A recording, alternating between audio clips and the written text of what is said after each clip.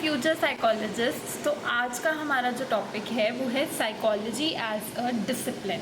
अब psychology as a discipline दो तरीके से पढ़ा जाता है, natural science and social science. इसकी चर्चा हम बाद में करेंगे। सबसे पहले देखते हैं कि साइकोलॉजी एज अ डिसिप्लिन यानी कि psychology as a knowledge subject में हम पढ़ते क्या क्या हैं। तीन चीज़ों की बात हम ऑलरेडी कर चुके हैं, हम वापस से रिपीट कर देते हैं। एक हम पढ़ते हैं behaviour, the second is experience and the third one is mental processes. इन तीन चीज़ों के बारे में हम साइकोलॉजी एज अ डिसिप्लिन में पढ़ते हैं। नाउ देखिए, हमारा जो वे ऑफ अंडरस्टैंडिंग होता है दुनिया को समझने का, जब हम लोगों को ऑब्ज़र्व करते हैं, जैसे वो ले पर्सन या कॉमन पर्सन हो, वो इन्फ्लुएंस करता है इंटरप्रिटेशन हमारी, जैसे हम दुनिया को देखते हैं, जैसे हम बिहेवियर को समझते हैं, जैसे हम माइंड को समझते हैं, जैसे हम एक्सपीरियंसेस को समझते हैं, जैसे हम पूरे वर्ल्ड को एट लार्ज समझते हैं। हम अपनी नज़रों से दुनिया को देखते हैं।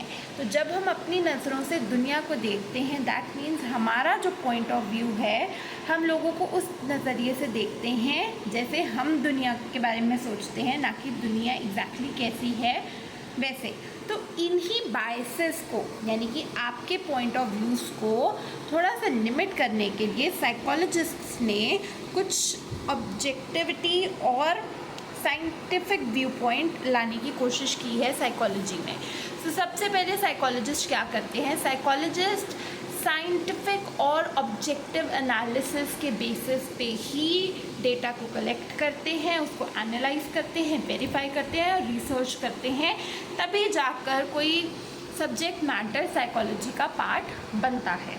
सेकेंड इज, कुछ साइकोलॉजिस्ट बिहेवियर को सब्जेक्टिवली एक्सप्लेन करते हैं। पहले हमने पढ़ा कि साइंटिफिक और ऑब्जेक्टिव मैनर से। सेकेंड इज, सब्जेक्टिव मैनर से साइकोलॉजिस्ट बिहेवियर को स्टडी करते हैं, यानी कि जो सामने वाला यानी कि जिसको ऑब्जर्व किया जा रहा है उसका पॉइंट ऑफ व्यू है, उसके एक्सपीरियंसेस का पॉइंट ऑफ व्यू भी कंसिडर किया जाता है। The third one is self reflection and analysis. Self reflection, self analysis, self knowledge किसकी? कॉन्शियस एक्सपीरियंसेस की। हमारा जो एक्सपीरियंस होता है अपने बारे में, अपने आप को एनालाइज करना, अपना आप का बिहेवियर स्टडी करना, अपने बारे में जो हम नॉलेज रखते हैं, सेल्फ रिफ्लेक्ट करते हैं, उस पे आज सिर्फ इंडियन ट्रेडिशन ही नहीं बल्कि वेस्टर्न ट्रेडिशन भी बहुत ज़्यादा एम्फसाइज कर रहा है। सबसे बड़ा एग्जांपल आता है मेडिटेशन का। आप किसी भी रिलीजन में देख लीजिए, किसी भी कल्चर में देख लीजिए, मेडिटेशन आज के टाइम पे एक बहुत इम्पॉर्टेंट रोल प्ले कर रही है। Irrespective of religion also meditation बहुत इम्पॉर्टेंट रोल प्ले कर रही है। तो कोई भी तरीका अपनाएं हम लोग साइकोलॉजी के सब्जेक्ट मैटर को स्टडी करने का, बट सिस्टमैटिक और वेरीफिएबल तो वो रहता ही रहता है। So this is in continuation with the topic psychology as a discipline. तो हमने पहले देखा कि साइकोलॉजी में हम क्या क्या पढ़ते हैं, किस किस तरीके से पढ़ते हैं, इसी को कंटिन्यू अभी हम करेंगे। So psychology is a very old knowledge discipline, ठीक है, बट साथ ही साथ हम इसको एक यंग साइंस भी मानते हैं। हम इसको यंग साइंस क्यों मानते हैं? क्योंकि इसकी जो फाउंडिंग डेट है, the first laboratory of psychology was founded in 1879। तो 2024 आज चल रहा है। अब 2024 से 1800 बहुत ज़्यादा टाइम पीरियड नहीं है, इसलिए हम इसको एक यंग साइंस की तरह मानते हैं। बाकी अगर हम सब्जेक्ट्स देखें, जैसे मैथमेटिक्स है, फिलॉसफी है, सोशल साइंस के और सब्जेक्ट्स आ जाते हैं, तो जैसे पॉलिटिकल साइंस है, तो ये तो हम लोग देखते आ रहे हैं, हिस्ट्री है, ये तो हम देखते आ रहे हैं कि वैदिक पीरियड या इन टाइम से चलते आ रहे हैं। But psychology as a knowledge subject schools में बहुत टाइम बाद जाके पढ़ाया जाना शुरू हुआ है, और वो भी 1879 में। यानी कि जो फर्स्ट लेबोरेटरी थी वो फाइंड की थी विलियम वुंट ने जर्मनी में एक यूनिवर्सिटी में, जो कि लेप्जिग है। तो यहाँ पे इसलिए हम इसको एक यंग साइंस की तरह मानते हैं। ठीक है, अब ये जो डिबेट आती है कि साइकोलॉजी का जो सब्जेक्ट है वो सोशल साइंस है या नेचुरल साइंस है, तो हम कहते हैं भैया एक काम करते हैं, हम साइकोलॉजी को सोशल साइंस भी मान लेते हैं और नेचुरल साइंस भी मान लेते हैं। ये डिबेट होती इसलिए क्योंकि नए नए टॉपिक्स, नई नई तरीके की चीज़ें साइकोलॉजी में जुड़ती रहती है। न्यू इंटरफेसेस साइकोलॉजी में आजकल आ गए हैं। पहले हम क्या मान रहे थे साइकोलॉजी को, साइकोलॉजी का साइकी मीन्स सोल और लोगोस मीन्स स्टडी। तो साइकोलॉजी को हमने पहले मान लिया कि psychology is the study of the soul, है ना। उससे पहले भी ऐसे अंधविश्वास थे कि साइकोलॉजी जो है वो आत्मा की स्टडी है, वो तांत्रिकों के साथ लिंक्ड कर दिया। तो साइकोलॉजी आज के टाइम पे ये डिबेट में है कि सोशल साइंस माने या नेचुरल साइंस माने। तो सोशल साइंस में तो हम ह्यूमैनिटीज़ में पढ़ते ही हैं, फिलॉसफी से निकली है ये साइकोलॉजी, सिस्टर सब्जेक्ट सोशियोलॉजी है और बहुत सारे सब्जेक्ट्स हैं। तो ह्यूमैनिटीज़ के साथ तो हम साइकोलॉजी को पढ़ते ही पढ़ते हैं, बट साथ ही साइकोलॉजी एक नेचुरल साइंस भी है। सोशल साइंस इसलिए है क्योंकि हम सोसाइटी में रहते हैं, humans live in a society, है ना। तो सोसाइटी का इम्पैक्ट आता है ह्यूमन माइंड पे, बिहेवियर पे, क्योंकि इंसान सोसाइटी के बिना क्या है। दूसरा आता है नेचुरल साइंस। हम साइकोलॉजी में पढ़ते हैं about the brain, about the hormones, about बाकी सारे जो हमारे बॉडी के ऑर्गन्स हैं वो कैसे लिंक्ड है माइंड के साथ। और आज तो ये भी रिसर्चर्स कह रही हैं कि माइंड और आपका ब्रेन कुछ अलग अलग नहीं है, एक ही बात है, दो सिक्के के एक पहलू हैं। हमने डिस्टिंक्शन इसलिए क्रिएट कर दी है ताकि समझने में हमें थोड़ा बेटर अंडरस्टैंडिंग हो। तो साइकोलॉजी को हम इंडिया में ही नहीं, बाहर कंट्रीज़ में भी एज अ सब्जेक्ट पढ़ते हैं under the faculty of science. UG courses यानी कि अंडर ग्रेजुएट और पोस्ट ग्रेजुएट दोनों कोर्सेज में बच्चे साइकोलॉजी को बायोलॉजी के ऑप्शनल के साथ ऑप्ट करते हैं। लोग बीएससी, एमएससी साइकोलॉजी अपनी कर रहे हैं। साइकोलॉजी ने बहुत मेजरली आज के टाइम पे कंट्रीब्यूट किया है न्यूरो साइंस को और कंप्यूटर साइंस को।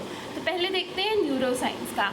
आजकल ब्रेन इमेजिंग टेक्निक्स जैसे एफएमआरआई, ईईजी ये सब आ गई हैं, काफ़ी टाइम से आ गई हैं, जिससे हम ब्रेन के प्रोसेसेस को स्टडी कर सकते हैं रियल टाइम में। यानी कि जब आप मेंटल एक्टिविटीज़ परफॉर्म कर रहे हैं, रिमेंबरिंग, थिंकिंग, एनालाइजिंग, ये सब एक्टिविटीज़ जब आप परफॉर्म कर रहे हैं तब हम ब्रेन को स्टडी कर सकते हैं कि ब्रेन में एक्चुअल में चल क्या रहा है उस टाइम पे, और रियल टाइम में उसी टाइम पे जब वो एक्टिविटीज़ हो रही हैं। तो कितनी बढ़िया बात है ना।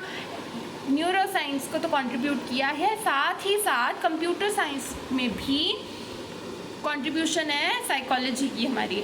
तो साइकोलॉजी आईटी सेक्टर में आजकल तो एआई कितना वास्ट सब्जेक्ट है, जिसमें साइकोलॉजिस्ट को प्रॉपर्ली हायर किया जाता है ये देखने के लिए कि ह्यूमन साइकोलॉजी काम कैसे करती है। और जैसे आज हम रील्स की दुनिया में, वीडियोस की दुनिया में घूम रहे हैं, तो कैसे आपको आपके फ़ोन को पता चल जाता है कि आप क्या सोच रहे हैं, और वैसे ही आपको वो एक कोई रील वीडियो दिखा देता है। This is all because of the contribution of psychology to the field of artificial intelligence, human computer interaction.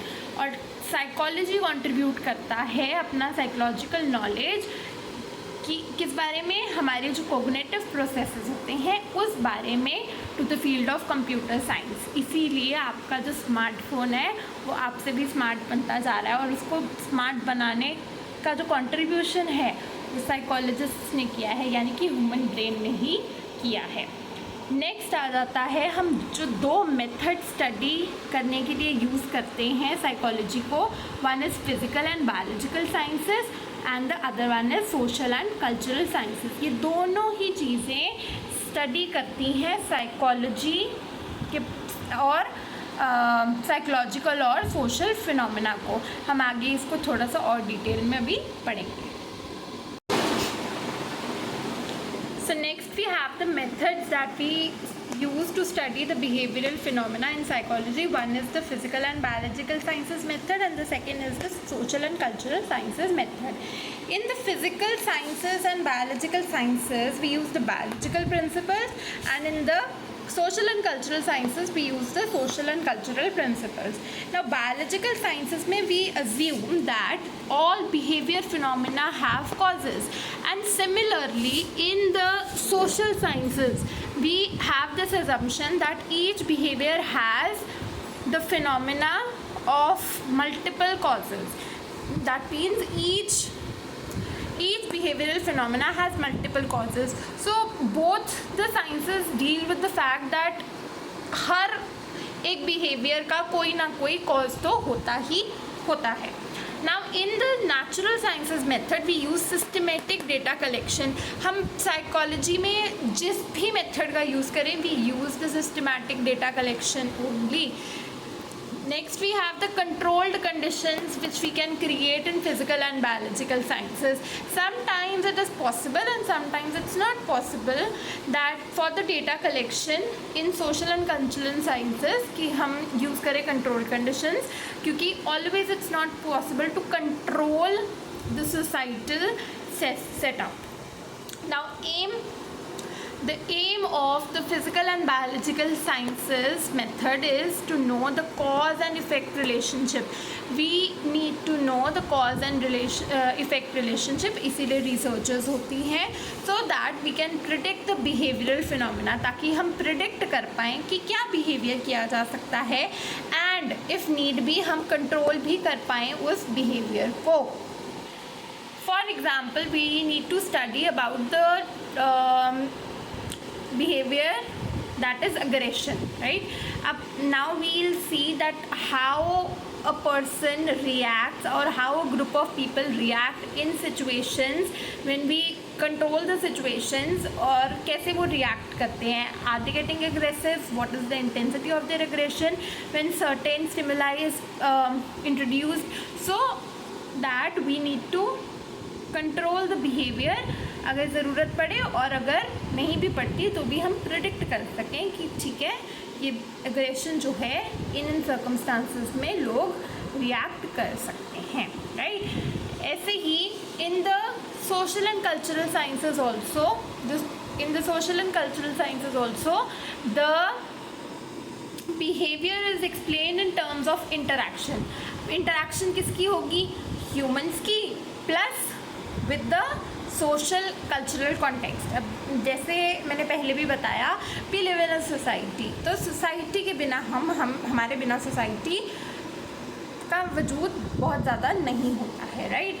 So social cultural context में एक इंडिविजुअल को स्टडी करना is very very important.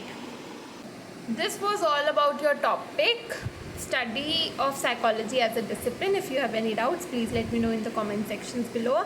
Now I'll be trying to be more active on this channel, so please let me know if you have any doubts. Keep learning, keep going. Bye bye.